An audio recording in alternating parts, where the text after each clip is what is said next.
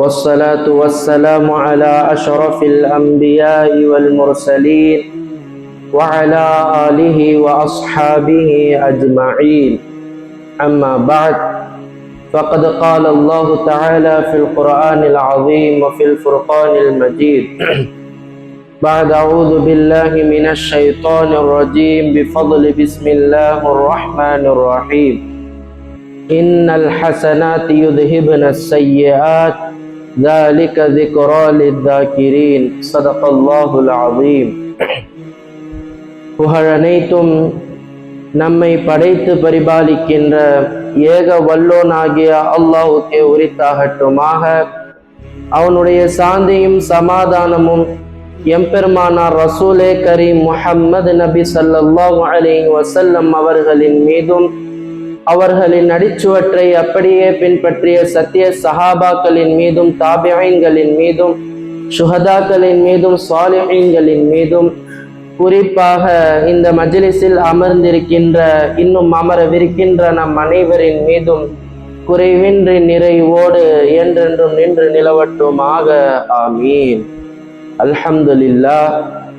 அல்லாஹ்வினுடைய மிக பெரும் பேரருளால் ஹாஜிகள் எல்லாம் தன்னுடைய கடமைகளை முடித்து தன்னுடைய சொந்த ஊரின் பக்கம் திரும்பக்கூடிய ஒரு அழகான ஒரு சூழல் உருவாகி கொண்டிருக்கிறது. நாம் எல்லோரும் மிகவும் ஒரு பாக்கியமான ஒரு மாதம் முஹர்ரம் மாதத்தை அடைந்திருக்கிறோம். பெருமானார் ஸல்லல்லாஹு அலைஹி வஸல்லம் அவர்கள் ரமலானுடைய மாதத்திற்கு கிடைக்காத ஒரு சிறப்பை இந்த முஹர்ரம் மாதத்திற்கு நமக்கு தந்திருக்கிறார்கள். அது என்ன சிறப்பு? 4 புனிதமான மாதத்தில் ஒரு மாதம் இந்த முஹர்ரமுடைய மாதம். இந்த முஹர்ரம் மாதத்திற்கு ரப்புல் ஆலமீன் ஷஹ்ருல்லாஹ், இதை அல்லாஹ்வினுடைய மாதம் என்று சொல்லி இருக்கிறார்கள். இதை போல ரமலானுடைய மாதத்திற்கு கூட இது அல்லாஹ்வினுடைய மாதம் என்று சொல்லப்படவில்லை. உதாரணம் எப்படி தெரியுமா? உலகத்துல பல பள்ளிவாசல்கள் இருக்கிறது. பல பள்ளிவாசல்களும் அல்லாஹ்வினுடைய வீடுதான். இருந்த போதிலும் கஅபத்துல்லாவை பைத்துல்லாவை அல்லாஹ்வினுடைய வீடு என்று குறிப்புப்படுத்தும் போது அது சிறப்பிற்குரிய இடமாக மாறுவதை போல இங்கு எத்தனை மாதங்கள் இருந்தாலும் ரமலானுடைய மாதம் சிறந்த மாதமாக இருந்தாலும் ஷஹ்ருல்லாஹ் அல்லாஹ்வினுடைய மாதம் என்ற ஒரு அந்தஸ்தை அடைந்த ஒரு மாதம் இந்த புனிதமான முஹர்ரம் மாதம். இதுக்கு காரணம் என்ன தெரியுமா? இதற்குண்டான காரணம் என்ன தெரியுமா? இந்த மாதத்துல பல அதிசயங்கள் வரலாறுல நடந்திருக்குது. இது நாள் வரையிலும் பல அதிசயங்கள் நடந்து கொண்டிருக்கக்கூடிய ஒரு மாதம் இந்த முஹர்ரமினுடைய மாதம். சஹாபாக்கள் எல்லாம் போயிட்டு பெருமானார் ஸல்லல்லாஹு அலைஹி வஸல்லம் அவர்கள் ரமலானுடைய மாதத்துல நோன்பை பற்றி அவர்கள் சொல்லியிருந்த பிறகு, ரமலானுடைய மாதத்துல நோன்பு நோற்பது சிறந்தது. ரமலானுக்கு பிறகு இருக்கக்கூடிய மாதத்துல எந்த மாதத்துல நாங்க நோன்பு வைத்தால் எங்களுக்கு சிறப்பாக இருக்கும், சிறந்த மாதமாக இருக்கும்னு கேள்வி கேட்கும் போதெல்லாம் பெருமானார் ஸல்லல்லாஹு அலைஹி வஸல்லம் அவர்கள் சஹாபாக்களுக்கு கற்றுத்தந்த மாதம் என்ன தெரியுமா?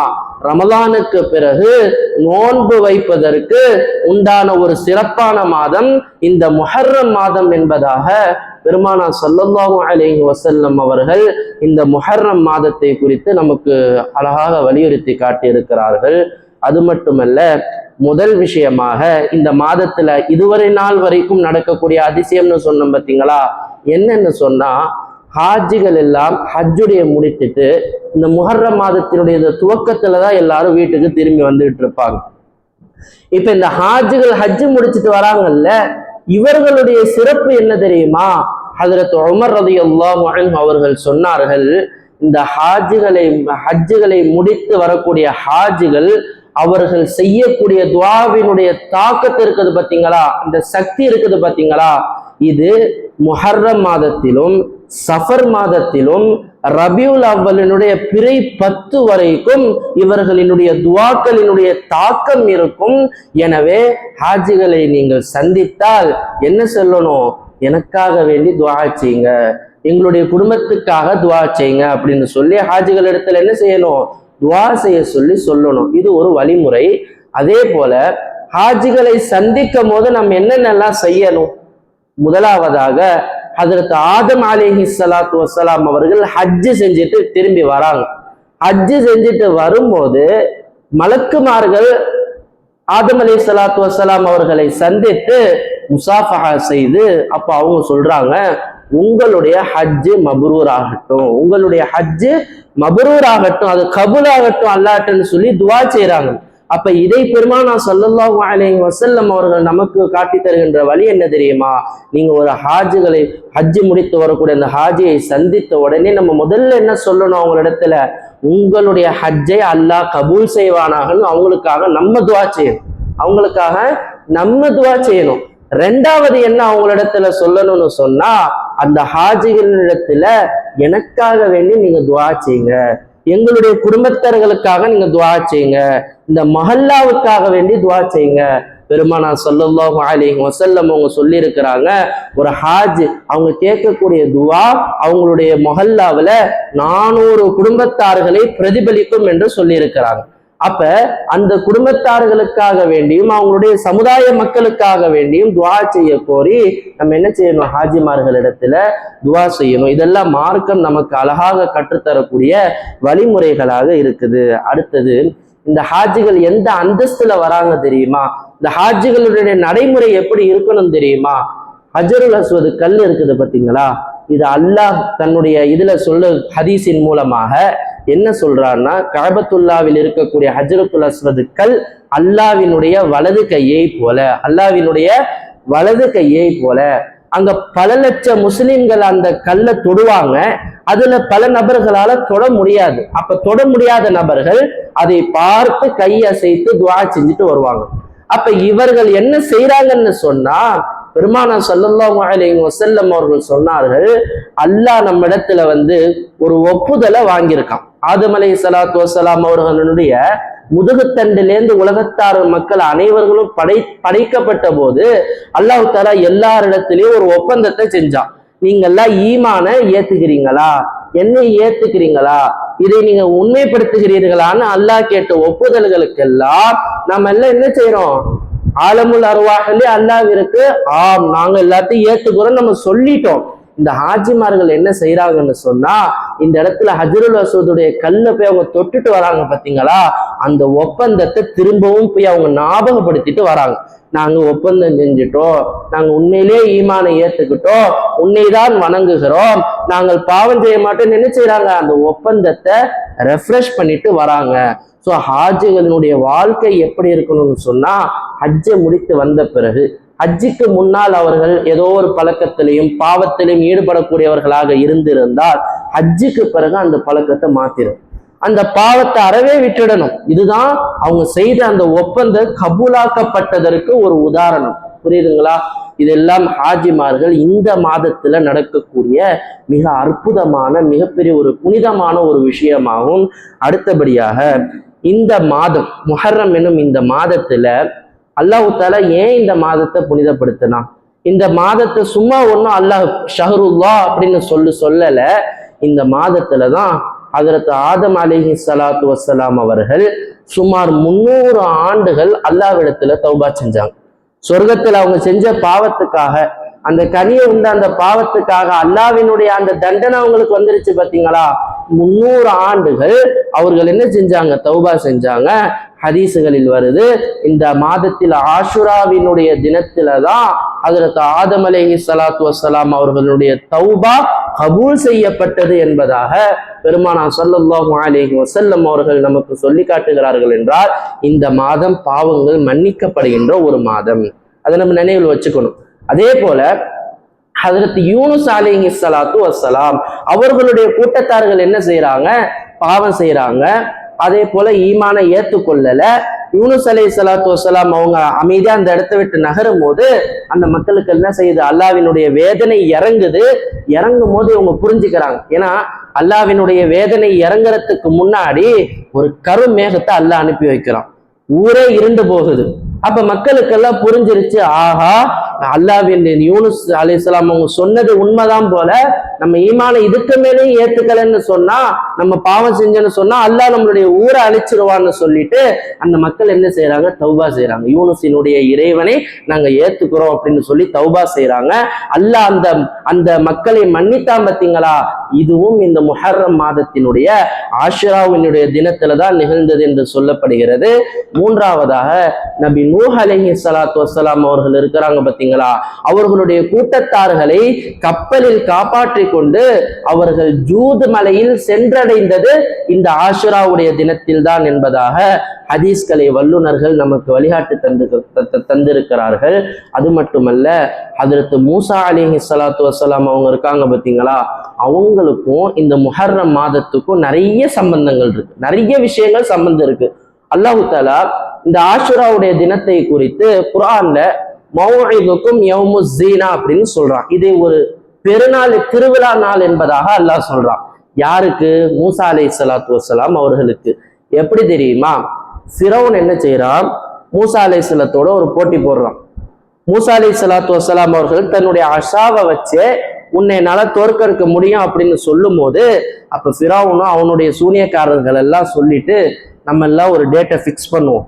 அந்த மூசா அலைஹிஸ்ஸலாத்துட்டே அந்த ஒப்புதலை கொடுக்குறான். நீங்களே அந்த தேதியை முடிவு பண்ணுங்க, அந்த தினத்துல உங்களுக்கு தெரிஞ்ச சூனியத்தை நீங்க செய்யுங்க, எங்களுக்கு தெரிஞ்ச சூனியத்தை என்னுடைய ஆட்கள் செய்வாங்க. யாருடைய சூனியம் தோற்கடிக்கப்படுதோ, யாருடைய சூனியம் ஜெயிக்கப்படுதோ அவர்களுடைய மார்க்கத்தை தான் எல்லாரும் ஏத்துக்கணும் அப்படின்னு சொல்லி ஒரு முடிவு செய்யறாங்க. அப்ப மூசா அலைஹிஸ்ஸலாத்து வஸ்ஸலாம் அவர்கள் அல்லாஹ்விடத்துல கேட்டு வாங்கிய நாள் எந்த நாள் என்று தெரியுமா? யௌமுல் ஆஷுரா. இந்த ஆஷுராவுடைய தினத்தை தான் அவங்க அல்லாவே சொல்றா, மௌஇதுக்கும் யௌமுஸ் ஸீனா. இந்த திருநாள் என்பதாக இந்த நாளை அல்லாஹ் தஆலா நியமிச்சு கொடுக்குறா. அதே போல இவங்க சொல்லிட்டு அந்த தினத்துல என்ன நடக்குது? அந்த சூனியக்காரர்களும் மூசா அலைஹிஸ்ஸலாத்து வஸ்ஸலாம் அவர்களுக்கும் மத்தியில போட்டி நடக்குது. இதுல அல்லாஹ்வினுடைய சக்தி இந்த இடத்துல ஜெயிக்குது. இந்த இடத்துல என்ன ஆயிடுது? ஃபிரௌனும் அவனுடைய கூட்டத்தார்களும் தோற்கடிக்கப்படுறாங்க. ஆனா அந்த சூனியக்காரர்கள் இருக்கிறாங்க பார்த்தீங்களா? தஃசீர்ல வருது, அவர்கள் என்ன செஞ்சிட்டாங்க? அன்னைக்கு இரவுக்குள்ள அவங்க எல்லாம் இஸ்லாத்தை ஏற்றுக்கொண்டு மூசாவினுடைய ரப்பை ஏற்று களிமா சொல்லிட்டு மரணிக்கப்பட்டதாக ஹதீஸ்களிலே நமக்கு வருகிறது. என்றால் அன்றைய தினத்தை மூசா அலைஹிஸ்ஸலாத்து வஸ்ஸலாம் அவர்கள் ஒரு திருநாளாக கொண்டாடினார்கள் என்பதாக குர்ஆன் நமக்கு காட்டுகிறது. அப்படிப்பட்ட ஒரு நிகழ்வு இந்த மாதத்தில் தான் நடந்தது. அது மட்டுமல்ல, மூசா அலைஹிஸ்ஸலாத்து வஸ்ஸலாம் அவர்களையும் அவர்களுடைய கூட்டத்தார்களையும் ஃபிரௌன் அடிச்சு வெளியேற்றத்துக்கு முடிவு பண்ணிட்டான். ஒன்னு அவங்கள கொலை செய்யணும், இல்லாட்டி அவங்க எல்லாருமே என்ன இறைவனா ஏத்துக்கணும், ரெண்டுத்துல ஒண்ணுதான் நடக்கணும்னு முடிவு பண்றான். இப்ப மூசா அலைஹிஸ்ஸலாத்துக்கு மனசு வேதனை, அவங்களுடைய கூட்டத்தார்களுக்கு வேதனை. ஏன்? அங்க ஒரு ஹிஜ்ரத் நடக்குது. இங்கேருந்து எப்படியாவது ஊர் மக்கள் எல்லாம் நம்ம வெளியே ஃபிரௌன் இடத்துல இருந்து காப்பாத்தி கொண்டு போகணும்னு நடக்குது. இப்ப அல்லாஹ்வினுடைய கட்டளை வரணுமா இல்லையா? அல்லாஹ்வுடைய கட்டளை இல்லாம எந்த ஒரு நபியும் எந்த ஒரு கூட்டத்தாரும் ஊரை விட்டு போக கூடாது. அப்ப மூசா அலைஹிஸ்ஸலாம் என்ன செய்யறாங்க? முஹர்ரமினுடைய பிறை 1லேருந்து முஹர்ரமினுடைய பிறை 9 வரைக்கும் எல்லாரிடத்திலையும் தௌபா செய்ய சொல்றாங்க. எல்லாரும் பாவ மன்னிப்பு தேடுங்க, அல்லாஹ்விடத்துல இஸ்திக்ஃபார் செய்யுங்கன்னு சொல்றாங்க. இதே போல அவங்க இஸ்திக்ஃபார் செய்யறாங்க. அல்லாஹ்விடத்திலேருந்து அனுமதி வருது. இந்த ஆஷுராவுடைய தினத்துலதான் ரப்புல் ஆலமீன் அவர்களை அந்த நைல் நதியை அவங்க கடந்து போவதற்குண்டான அனுமதியை அல்லாஹ் கொடுக்கிறான். அந்த நதியில உங்களுடைய அசாவை வைத்து அடிக்க சொல்றான். அல்லாஹு தஆலா அங்க ஒரு மிகப்பெரிய ஒரு பாதையை ஏற்படுத்தி முஸ்லிம்களுக்கு வெற்றியை தந்ததும் இந்த ஆஷுராவுடைய தினத்தில் தான். ஃபிரௌன் கொல்லப்பட்டதும் இதே ஆஷுராவுடைய தினத்தில் தான். இதனால தான் யூதர்கள் இன்ற அளவிலும் அந்த தினத்தை பெருநாள் மாதிரி கொண்டாடி நோன்பு வச்சுட்டு இருக்காங்க. யூதர்கள் இன்ன வரைக்கும் அதை செஞ்சிட்டு இருக்காங்க. அப்ப பெருமானா ஸல்லல்லாஹு அலைஹி வஸல்லம் அவர்கள் இந்த விஷயம் இது எல்லா காரணத்திற்காகவும் தான் இந்த முஹர்ரம் மாதத்தை என்ன மாதத்தை அறிவிச்சாங்க? ஷஹ்ருல்லாஹ். இந்த மாதத்திற்கும் அல்லாஹ்விற்கும் நிறைய தொடர்பு இருக்குது. எனவே இது அல்லாஹ்வினுடைய மாதம் என்பதாக பெருமானா ஸல்லல்லாஹு அலைஹி வஸல்லம் அவர்கள் நமக்கு இந்த மாதத்தை கத்து தந்தாங்க. சரி, இப்ப இந்த மாதத்துல ஆஷுராவுடைய நோன்பு வைப்பது என்பது சுன்னத்து. பெருமானா ஸல்லல்லாஹு அலைஹி வஸல்லம் அவர்கள் 4 வழிமுறையில இந்த நோன்பை வச்சாங்க. முதல்ல மக்காவில் இருக்கக்கூடிய காலகட்டத்துல பெருமானா ஸல்லல்லாஹு அலைஹி வஸல்லம் அவர்கள் ஆஷுரா நோன்பை தனியா வச்சாங்க. மக்களிடத்துல இதை பத்தி எந்த ஒரு ஏவலும் செய்யல, நோன்பு வைங்கன்னு சொல்லவே கிடையாது. பெருமானார் மட்டும் இந்த ஆஷுராவுடைய 10ஆம் நாள் தனியா நோன்பு வச்சுக்கிட்டே வந்தாங்க. இது அவங்க வாழ்க்கையில செஞ்ச முதலாவது வழிமுறை. ரெண்டாவது என்ன செஞ்சாங்கன்னு சொன்னா, மதீனாவுக்கு ஹிஜ்ரத்து செய்து போத பிறகு கவனிச்சு பார்க்கறாங்க, யூதர்களும் இதே நாள்ல நோன்பு வச்சுக்கிட்டு இருக்கிறாங்க. அப்ப பெருமானார் ஸல்லல்லாஹு அலைஹி வஸல்லம் சொல்றாங்க மக்களுக்கு, இந்த ஆஷுராவுடைய தினத்துல நோன்பு வைப்பது ஃபர்து.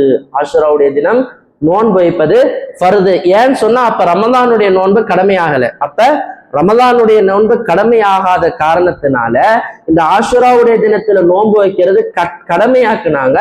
ஒரு வருடம் எல்லோரும் இந்த நோன்பை ஃபர்தாக வைத்தார்கள். பெருமானாருடைய கட்டளைக்கிணங்க ஃபர்தாக இந்த நோன்பை வைக்கிறாங்க. அதுக்கு பிறகு ரமலானுடைய நோன்பு அல்லாஹு தாலா கடமையாக்குறான். பிறகு பெருமானார் ஸல்லல்லாஹு அலைஹி வஸல்லம் அவங்க சொல்றாங்க, ரமலானுடைய நோன்பு கடமையாக ஆனாலும் இந்த ஆஷுராவுடைய நோன்பு என்பது சுன்னத்தான ஒரு நோன்பு, சிறப்பிற்குரிய ஒரு நோன்பு. யார் இந்த ஆஷுராவுடைய தினத்தில் நோன்பு நோற்பாரோ அவருக்கு ஓராண்டு கால பாவங்கள் மன்னிக்கப்படுகிறது என்பதாக பெருமானார் ஸல்லல்லாஹு அலைஹி வஸல்லம் அவங்க சஹாபாக்களுக்கு வலியுறுத்துறாங்க. அப்ப சஹாபாக்கள் எல்லாம் என்ன செய்யறாங்க, அந்த ஆஷுராவுடைய தினத்துல சுன்னத் என்ற அடிப்படையில அந்த ஒரு நாள் மட்டும் நோன்பு வைக்கிறாங்க. இப்ப பெருமானார் ஸல்லல்லாஹு அலைஹி வஸல்லம் என்ன செய்யறாங்க, 4வது வழிமுறை, அவங்களுடைய மரணத்திற்கு ஓராண்டு காலத்திற்கு முன்பாக இந்த ஆஷுராவுடைய தினம் யூதர்களும் ஒரு நாள் தான் வைக்கிறாங்க, நானும் ஒரு நாள், நம்மளும் ஒரு நாள் தான் வைக்கிறோம். எனவே அடுத்த ஆண்டு இன்ஷா அல்லாஹ் நான் உயிரோட இருந்தால் இந்த நோன்பை 9ம் 10ம் நான் 2 நோன்பாக வைப்பேன். நான் 2 நோன்பாக வைப்பேன், நீங்களும் 2 நோன்பாக வையுங்கள்.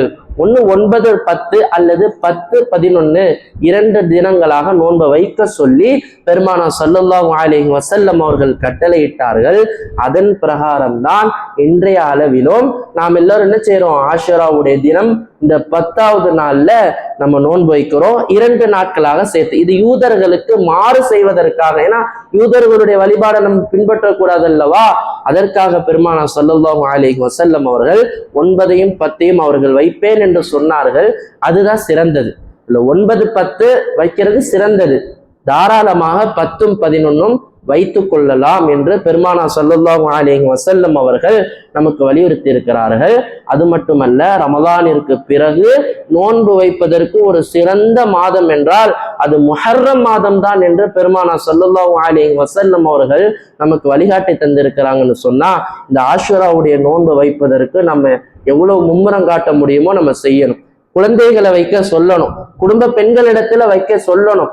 ஏன்னு சொன்னா இந்த நோன்புன்னு இல்ல, பொதுவாக நஃபிலான நோன்புகள் இருக்குது பாத்தீங்களா, இது அல்லாஹ்விடத்துல மிகப்பெரிய ஒரு அந்தஸ்துல இருக்கு. பெருமானார் ஸல்லல்லாஹு அலைஹி வஸல்லம் அவர்கள் சொன்னார்கள், மஹ்ஷருடைய மைதானத்துல எல்லா முஸ்லிம்களையும் நிப்பாட்டி அல்லாஹ் தஆலா கேள்வி கணக்கு கேட்டுட்டு இருப்பானாம். எல்லாருமே பதட்டத்திலேயோ திடுக்கத்தையோ நமக்கு என்ன சூழ்நிலை ஆக போகுதோன்ற அச்சத்துல நிப்பாங்களாம்.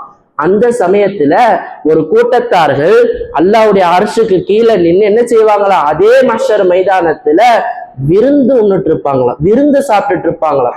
அப்ப இந்த மக்கள் எல்லாம் மலக்குமார்களிடத்துல இவங்க யாருன்னு கேட்பாங்களா, அப்ப அந்த மலக்குமார்கள் சொல்லுவாங்களாம், உலகத்துல நீங்கள் எல்லோரும் சாப்பிட்டு கொண்டிருக்கும் போது இவர்கள் தன்னுடைய இறைவனுக்காக நஃபிலான நோன்பு வைத்தவர்கள், இறைவனுக்காக நோன்பு வைத்தவர்கள். நீங்க சாப்பிட்டுட்டு இருக்கும் போது அவங்க எல்லாம் பசித்துணர்வோட இறைவனை நேசிச்சிட்டு இருந்தாங்க. இன்னைக்கு நீங்கள் எல்லோரும் தன்னுடைய நிலை என்ன ஆக போகுதோன்ற பயத்துல இருக்கீங்க, அவங்க எல்லாம் சந்தோஷமா உணவருந்தி கொண்டிருக்கிறார்கள் என்பதாக பெருமானார் ஸல்லல்லாஹு அலைஹி வஸல்லம் அவர்கள் நமக்கு வழிகாட்டி தந்திருக்கிறார்கள். என்றால் இந்த நஃபிலான நோன்பு என்றாலும் சுன்னத்தான நோன்பு என்றாலும் எந்த நோன்பாக இருந்தாலும் சரி, அதை நம்ம லேசாக எடுத்துக்கவே கூடாது. அது மட்டுமல்ல, பெருமானார் ஸல்லல்லாஹு அலைஹி வஸல்லம் அவர்கள் சொன்னார்கள், எவர் ஒருவர் நஃபிலான நோன்புகளை அதிகமாக வைக்கிறார்களோ அவர்களுடைய சிறப்பு என்ன தெரியுமா, ஒரு பறவை தான் பிறந்ததிலிருந்து அதனுடைய ஆயுட்காலம் வரை, அது மரணிக்கும் வரை எவ்வளவு தூரம் அது பயணம் செய்திருக்குமோ அதே தூர அளவு யார் நோன்பு வைக்கிறாரோ அவருக்கும் நரகத்திற்கும் அல்லாஹு தாலா தூரப்படுத்தி விடுவான் என்பதாக பெருமானார் ஸல்லல்லாஹு அலைஹி வஸல்லம் அவர்கள் நஃபிலான நோன்புகளை குறித்து நமக்கு சொல்லி இருக்கிறார்கள். என்றால் நாமும் இந்த வரக்கூடிய ஆஷுராவுடைய தினத்தில் நோன்பு வைப்பதற்குண்டான இந்த முயற்சியை நாம் செய்ய வேண்டும். அன்றைய தினத்தில் அதிகமாக செலவு செய்ய வேண்டும். ஒரு விஷயத்தை நான் சொல்லி முடிச்சிடுறேன். அதாவது இப்ப ஆஷுராவுடைய விஷயத்தை பத்திலாம் நம்ம சொல்லியிருந்தோம். இந்த மாதத்தினுடைய சிறப்புகளை பத்தி பேசிட்டோம். இந்த மாதத்துல முஸ்லிம்கள் ஒரு விஷயத்த ரொம்ப ரொம்ப கவனத்துல கொண்டு வரணும். பெருமானார் ஸல்லல்லாஹு அலைஹி வஸல்லம் அவர்களுடைய பேர பிள்ளைகளான அவர்கள் கொல்லப்பட்டதும் இந்த மாதத்துல தான். கர்பலா என்று சொல்லக்கூடிய மிகப்பெரிய ஒரு நீண்ட வரலாறு, ஒரு மிகப்பெரிய ஒரு கஷ்டமான ஒரு தினம்தான், உள்ளத்தை உருக்கக்கூடிய ஒரு நாளும் இந்த மாதத்தில் தான் நடந்தது என்பதை நாம் நினைவில் கொண்டு வர வேண்டும். ஆனால் பெருமானார் ஸல்லல்லாஹு அலைஹி வஸல்லம் அவர்கள் 2 விஷயத்தை நமக்கு கற்றுக் கொடுத்திருக்காங்க. ஹஜ்ஜத்துல் விதால அவங்க கடைசியா 2 வார்த்தையை சொல்றாங்க. ஒண்ணு என்னன்னு சொன்னா, உங்களிடத்துல என்னுடைய குர்ஆனையும் மார்க்கத்தையும் நான் விட்டு போகிறேன், அதை நீங்கள் பற்றி பிடித்துக் கொள்ளுங்கள். 2வது, என்னுடைய குடும்பத்தார்களே நான் விட்டு போறேன், அவர்களுடைய மரியாதையை நீங்கள் காப்பாற்றிக் கொள்ளுங்கள், அவர்களுடைய கண்ணியத்தை நீங்கள் பாதுகாத்துக் கொள்ளுங்கள் என்பதாக பெருமானார் ஸல்லல்லாஹு அலைஹி வஸல்லம் தன்னுடைய குடும்பத்தை நேசிக்க வேண்டும் என்பதாக வலியுறுத்திட்டு போயிருக்காங்க. அதே சமயம் பெருமானார் ஸல்லல்லாஹு அலைஹி வஸல்லம் 2வது விஷயம் என்ன தெரியுமா சொன்னாங்க? நம்முடைய மார்க்கத்துல நெஞ்சில மாரடிச்சு அழுகிறாங்க பார்த்தீங்களா, மாரடித்து அழுகுவதையும் ஒரு துர்திஷ்டமாக கருதக்கூடிய விஷயமாகவும் ரொம்ப துயரத்தை வெளிப்படுத்துவது மார்க்கத்துல தடுக்கப்பட்டிருக்குது. அதே போல இந்த தினத்துல சில புரியாத நபர்கள், இந்த ஷியாக்கள் கூட என்ன செய்யறாங்கன்னு சொன்னா, இந்த கர்பலாவுடைய தினத்துல என்னென்ன அனாச்சாரங்கள் எல்லாம் செய்ய முடியும், துக்கத்தை வெளிப்படுத்தும் விதமாக அன்று தினத்துல என்னென்ன அனாச்சாரங்கள் எல்லாம் செய்ய முடியுமோ அதை செய்யறாங்க. நம்முடைய விளங்காத சில சகோதரர்களும் அன்றைய தினத்தில் என்ன செய்யறாங்க, அதே போல துக்கத்தை வெளிப்படுத்துவதும் தேவையில்லாத செயல்களை செய்வதும், இந்த தினத்தை ஏதோ ஒரு மிகப்பெரிய ஒரு தினமாக கொண்டாடுவதும், இது போல ஒரு அனாச்சாரியமான காரியங்கள் இன்றளவிலும் நீங்க மண்ணடி பக்கம் போய் பாருங்க, நீங்க மவுண்ட் ரோடு பக்கம் போய் பாருங்க, இல்லாததை சொல்லல, அந்த இடத்துல இது போற ஒரு சூழல் எல்லாம் நடந்து கொண்டு இருக்குது. இது எல்லாம் பெருமானார் ஸல்லல்லாஹு அலைஹி வஸல்லம் அவர்கள் வன்மையாக நமக்கு கண்டித்திருக்கிறார்கள். இப்படி ஒரு விஷயத்தை அவர்கள் நமக்கு கற்றுத்தரவே கிடையாது. நாம் செய்ய வேண்டியது ஆஷுராவுடைய தினத்தில் 2 தினங்கள் நம்ம நோன்பு இருப்பது, இதுதான் மார்க்கத்துல நமக்கு வலியுறுத்தப்பட்டது. இந்த முஹர்ரம் மாதம் என்பது இஸ்திக்ஃபார், பாவ மன்னிப்பு தேடப்படக்கூடிய ஒரு மாதம். ஹாஜிகள் எல்லாம் ஹஜ்ஜிலேருந்து திரும்பி வரும்போது அவங்களுக்காக நம்ம துவா செய்யணும், நமக்காக அவங்க துவா செய்ய சொல்லக்கூடிய மாதம் மட்டும்தான் பெருமானார் ஸல்லல்லாஹு அலைஹி வஸல்லம் அவர்கள் நமக்கு கற்றுத் தந்திருக்கிறார்கள். எனவே இன்ஷா அல்லாஹ் வரக்கூடிய நாட்களிலே நஃபிலான நோன்பு வைப்பதற்குண்டான முயற்சிகளை நாம் செய்ய வேண்டும். ரப்புல் ஆலமீன் இந்த முஹர்ரம் மாதத்திலே என்னென்ன நன்மாராயங்கள் எல்லாம் வைத்திருக்கிறானோ, என்னென்ன பாக்கியங்கள் எல்லாம் வைத்திருக்கிறானோ, எல்லா வகையான பாக்கியங்களையும் பெற்றவர்களாக உங்களையும் என்னையும் ஆக்கியருள் புரிவானாக. அதே போல ஹாஜிமார்களுடைய ஹஜ்ஜுகளை மப்ரூராக ஆக்கி தந்தருள் புரிவானாக. யாரெல்லாம் ஹஜ்ஜுக்கு போக வேண்டும் ஆசையோடு இருக்கிறார்களோ, வரக்கூடிய காலகட்டத்தில் அவர்களுக்கு ரப்புல் ஆலமீன் ஹஜ்ஜை கபூலாக்கி தந்தருள் புரிவானாக. வ ஆகிரு தஅவானா அல்ஹம்துலில்லாஹி ரப்பில் ஆலமீன். அஸ்ஸலாம்.